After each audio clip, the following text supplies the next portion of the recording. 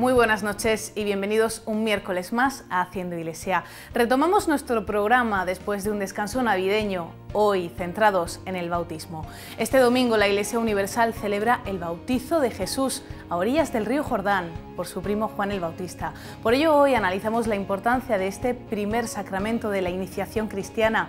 Dice el Papa Francisco que es la puerta de la fe, el día en que nacemos para la Iglesia. Y por ello hay que festejarlo. Este es uno de los temas que hoy les traemos, pero hay más.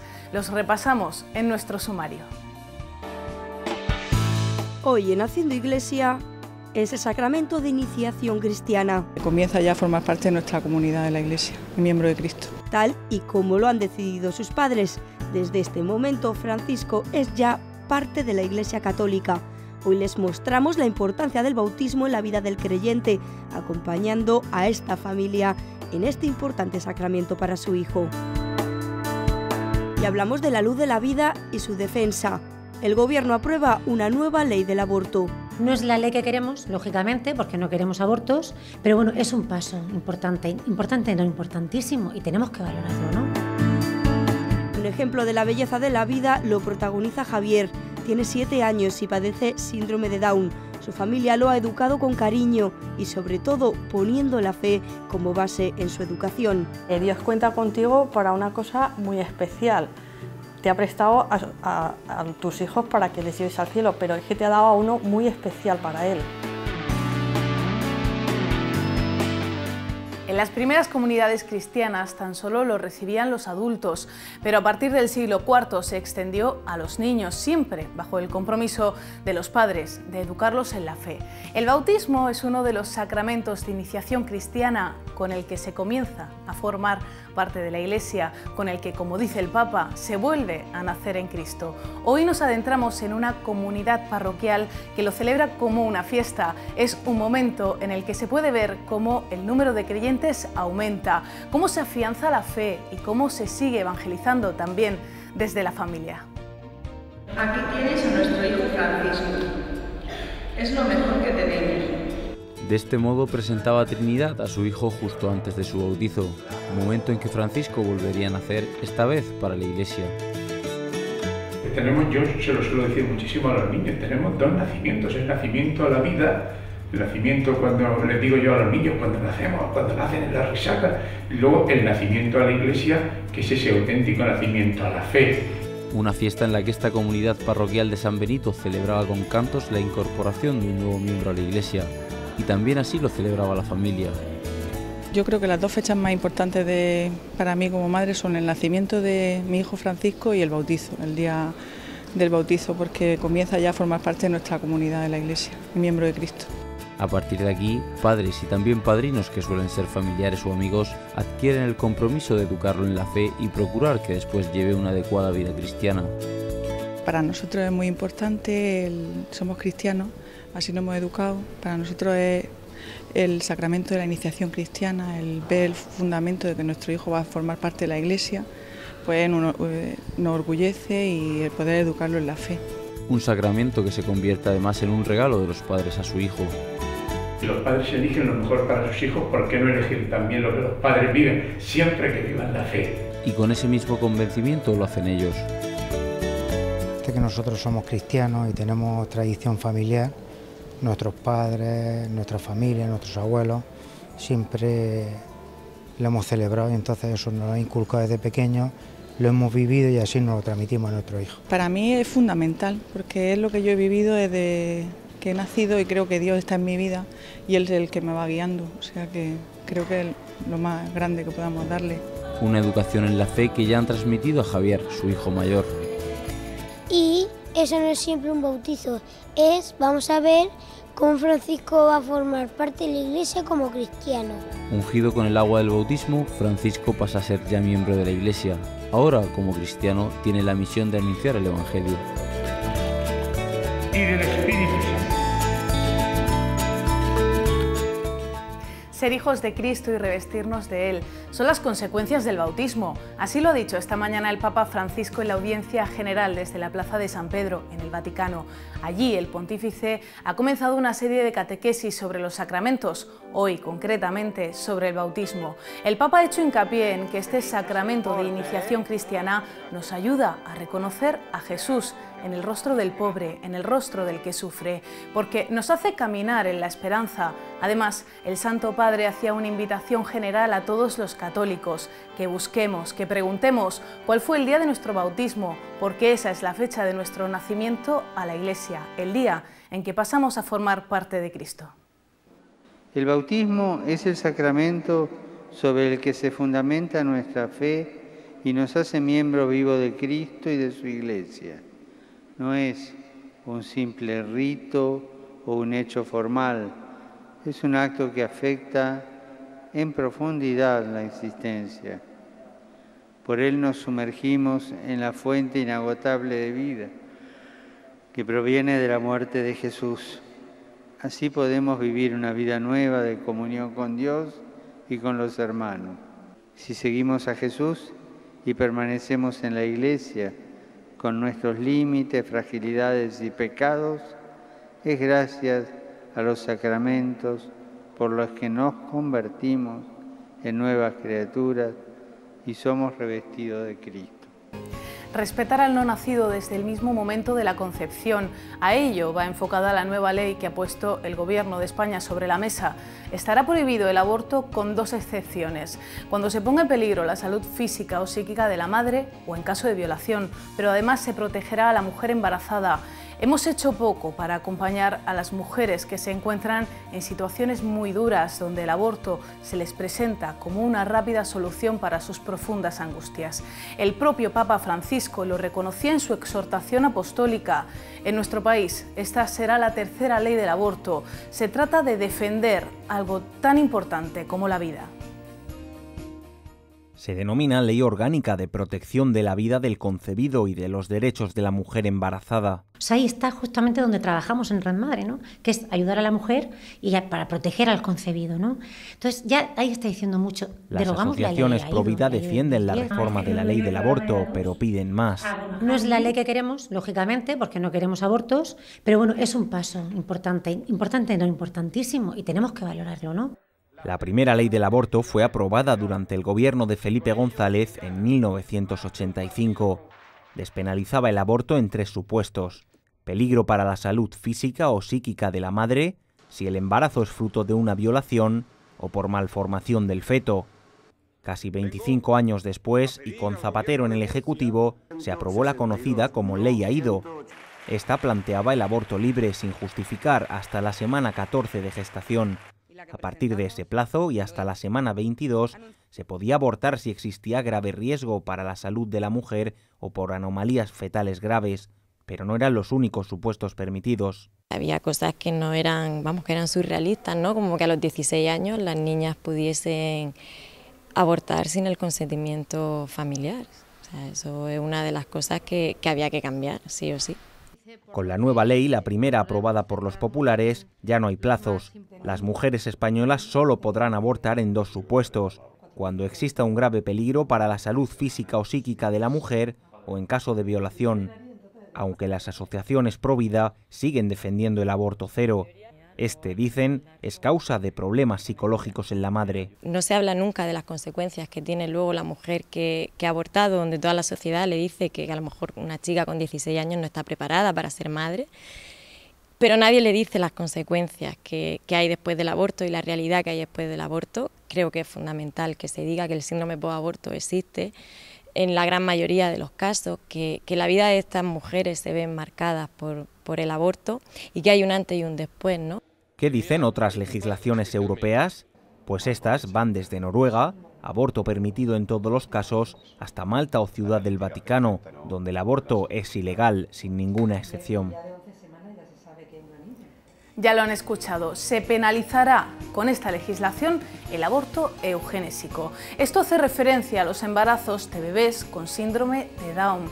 Esto no era así en la anterior ley. La ley AIDO permitía el aborto hasta la semana 22 de gestación, pero aún así existen mamás que eso no lo permitirían nunca, ni con ley ni sin ella. Nuestra siguiente protagonista es una de esas mamás. La moral humana y sobre todo el amor de una madre desde el minuto 1 se lo impidieron. Ahora forman una familia feliz con un niño que se ha convertido en la joya de la familia. Nos han recibido en su casa. Javier tiene 7 años, es un niño risueño, le gusta jugar con sus hermanos y, como a la mayoría de los pequeños de su edad, ver dibujos en televisión. Padece síndrome de Down, pero esto no impide que lleve una vida normal. Es decir, recibe broncas como uno más, recibe aplausos como uno más y si hay que enfadarse con él, pues uno se enfada con él. Alfonso es el papá de Javier e Isabel su mamá. Cuando se quedó embarazada fue una sorpresa para ella saber que el bebé que esperaba tuviera síndrome de Down. Pero lo tenía claro, nada iba a impedir que Javier viniera al mundo. Primera impresión es dura, porque ni es lo que esperas, por supuesto no es lo que quieres y no te crees que te ha pasado a ti. La primera reacción no fue buena, fue una reacción de disgusto porque no es lo que quieres ni es lo que esperas. Fue en ese momento cuando conocieron de qué se trataba este trastorno, producido por una copia extra del cromosoma 21. Pero no lo dudaron, siguieron adelante. Nosotros nunca hemos notado un rechazo a Javier, pero sí inseguridad, el no saber cómo tratarlo, si nos entienden, si no nos entienden, si son capaces de hacer lo que le pedimos. Dudas y dificultades que fueron superando gracias a la ayuda de gente que se cruzó en su camino. Personas que les ayudaron a conocer de qué se trataba la discapacidad. A ver, tienes una ayuda humana, digamos, que es lo primero, desde el mismo hospital además, buscamos ayuda en la asociación de la Fundación Down, en Zaragoza nació él, y luego tienes, un apoyo espiritual, digamos, que te da una razón para funcionar y un motivo. Porque la fe fue su fortaleza desde el primer momento. Que desde el momento en que Dios crea un alma para Javier, hay un plan de salvación para él y en ese plan estamos nosotros. Y así están educando a Javier y también a sus otros 4 hijos. Porque en esta familia todos son iguales, no hay nada que los diferencie. De hecho, a ellos les sorprende cuando la gente pone pega al síndrome de Down, porque para ellos es una cosa muy normal. Depende de qué día sea, pues jugamos o hacemos lo que sea. Por ejemplo, un día de diario, pues a veces yo no puedo, a veces puede él y yo no. Le doy de desayunar, le ducho, le ayudo a hacer los deberes, juego con él también, le duermo. Isabel es quien más unida está a su hermano, le dedica parte de su tiempo libre, le entiende. Antes de nacer Javier todo es un problema, porque estamos locos, porque cómo vais a dejar que nazca Javier, pero desde que nace Javier es verdad que la gente siente esa admiración y entonces te das cuenta de que la gente se fija en ti y la gente se fija en cómo estás haciendo, en cómo lo estás llevando y eso es muy importante, por lo menos para mí es muy importante el transmitir a la gente que no es ningún problema y de que es un hijo más y de que te da problemas como me los da cualquier otro hijo, distintos, pero como me los da cualquier otro hijo. Entonces sí que te das cuenta de que eres ejemplo para mucha gente. Todos son ejemplo de constancia y dedicación. Gracias a su familia, hoy Javier es un niño feliz. Si Dios te lo ha mandado es porque puedes. Dios cuenta contigo para una cosa muy especial. Te ha prestado a tus hijos para que les lleves al cielo, pero es que te ha dado a uno muy especial para él.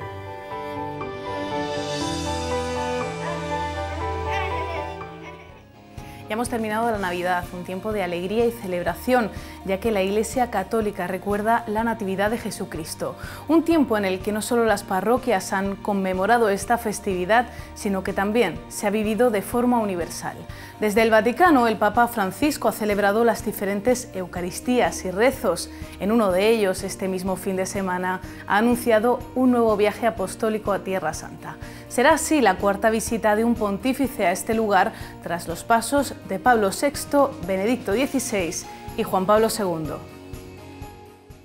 Será un viaje especial que conmemorará el encuentro entre el Papa Pablo VI y el patriarca Atenágoras, que tuvo lugar hace ahora 50 años. El Papa Francisco visitará Tierra Santa y lo hará del 24 al 26 de mayo. Viajará hasta Belén, Jerusalén y Amán, capital de Jordania, por primera vez desde que fue nombrado. Así lo ha anunciado el pontífice en el Ángelus del pasado domingo. Además, este fin de semana el Papa Francisco ha presidido su primera Eucaristía con motivo de la Epifanía, una misa de Reyes en la que invitaba a la Iglesia a seguir la luz de la fe. In questo percorso dei Magi d'Oriente è simboleggiato il destino di ogni uomo. La nostra vita è un camminare, illuminati dalle luci che rischieranno la strada per trovare la pienezza della verità e dell'amore che noi cristiani riconosciamo in Gesù, luce del mundo. No contentarse con una vida mediocre y proteger la fe fueron dos de las ideas fundamentales de su homilía. Bisogna andare oltre il buio, oltre il fascino delle sirene, oltre la mondanità,